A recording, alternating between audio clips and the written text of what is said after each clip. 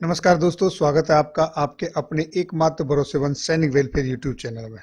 दोस्तों, सेना के अंदर जेसीओ और जवानों की जो रिटायरमेंट एज है उसकी बढ़ोतरी के ऊपर काफी चर्चाएं चल रही हैं। कई बार उसके संदर्भ में कुछ ऑफिस मेमोरेंडम जारी किए गए हैं, जगह जगह से न्यूज़ें आई हैं। लेकिन आज हम आपके लिए जो न्यूज लेकर आए वो लाए हैं सीधे लोकसभा से, जिसकी हम आपको लिखित प्रतिलिपि भी प्रदान कराएंगे। तो आइए दोस्तों, पूरी खबर को विस्तार से जानने के लिए देखते हैं ये वीडियो।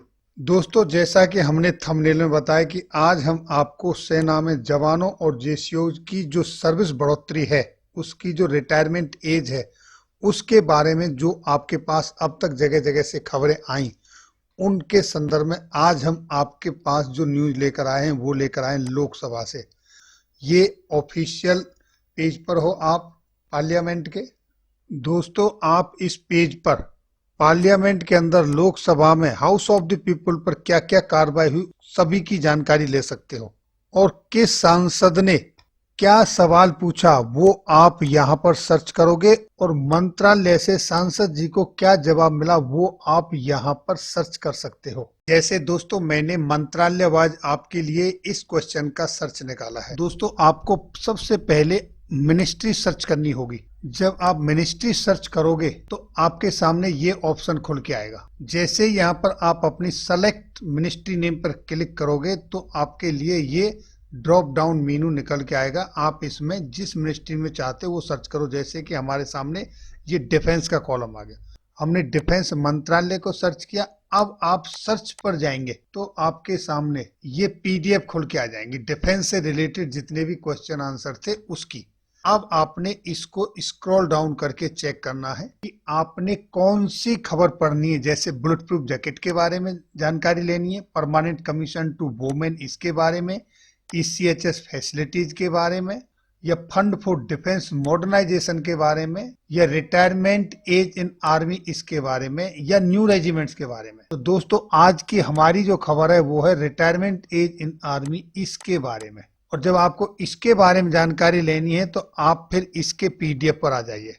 अगर इंग्लिश वर्जन चाहिए तो आपको पीडीएफ पे क्लिक करना है, और अगर आपको हिंदी वर्जन चाहिए तो आपको हिंदी पे क्लिक करना है। हिंदी और इंग्लिश दोनों लैंग्वेज में आपके सामने जो क्वेश्चन आंसर हुए हैं लोकसभा में, उनकी पीडीएफ यानी document, written document black and white में आपके सामने खुलकर आ जाएगा, जो कि इस तरह से आएगा।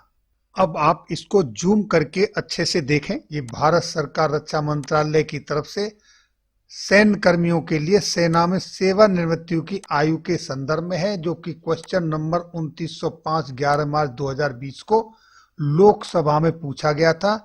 सांसद महोदय श्री अब्दुल खालेक, श्री कोडी कुनिल सुरेश और श्रीमती रंजन बेन भट्ट द्वारा। जिसमें देखिए, सैन्य कार्य विभाग लोकसभा आंतरिक प्रश्न संख्या 2905 11 मार्च 2020 को ये सवाल पूछा गया सेना में सेवानिवृत्ति की आयु के संदर्भ में।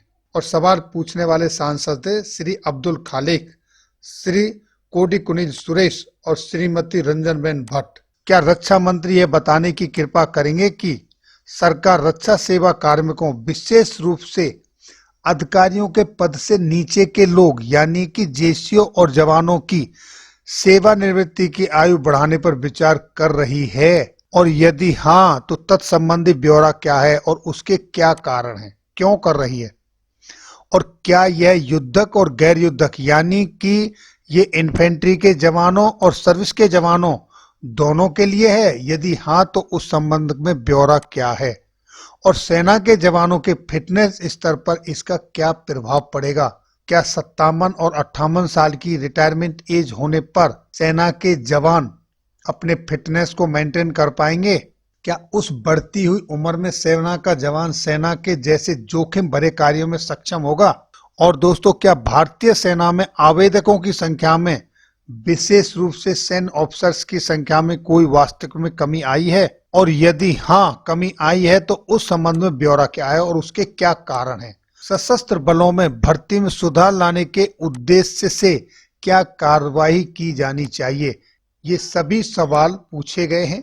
देखिए दोस्तों, जवाब में रक्षा मंत्रालय में राज्य मंत्री श्रीपाद नाइक द्वारा जो जवाब दिया गया वो बहुत ही संक्षिप्त में संतुलित जवाब था। उन्होंने कहा है कि रक्षा सेनाएं इस मुद्दे की जांच कर रही हैं, यानी कि आर्मी अपने स्तर पर इस मुद्दे की जांच कर रही है, उसकी स्टडी कर रही है, उसकी अपनी अपनी कमेटियां बिठाई गई हैं, वो अपने अपने फॉर्मेशनों से, अपने सीनियर अधिकारियों से इस संबंध में विचार विमर्श करके कोई निष्कर्ष लेंगे।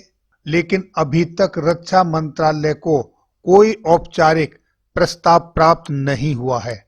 इसका मतलब स्पष्ट है कि सेना का जो अपना स्तर है, अपने लेवल पे वो सारी कार्रवाई कर रही है।